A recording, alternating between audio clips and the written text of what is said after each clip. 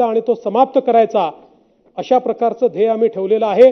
महाराष्ट्रामध्ये आता नवीन भरती होत नाही।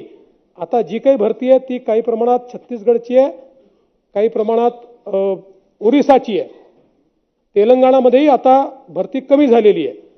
आणि म्हणून हे करत असताना आपण एक निर्णय घेतला की शहीद जे आहेत त्यांच्या पाल्यांना वर्ग 1 ची नोकरी द्यायची आणि तोही निर्णय केला आणि 3 शहीदांच्या पाल्यांना वर्ग 1 ची नोकरी आपण त्या ठिकाणी दिलेली आहे।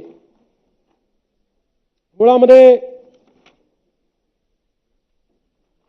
नागपूर सोलर हब वगैरे आता पुन्हा सांगून आपला वेळ घेत नाही।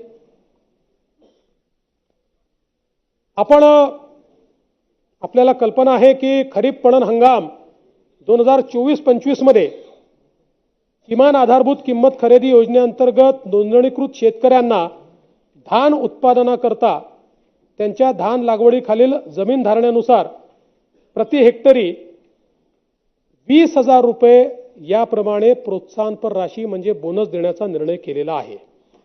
मागच्या वर्षी 20,000 दिला होता, याही वर्षी आम्ही 20,000 रुपये बोनस हा धानाच्या शेतकऱ्यांना देतो आहोत। मागच्या वेळेस जसा दिला हेक्टरीच दिला आपण,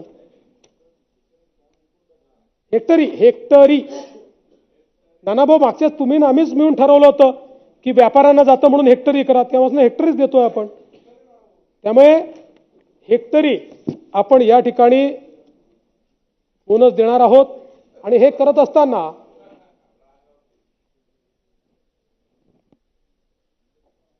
सोयाबीनचा एक विषय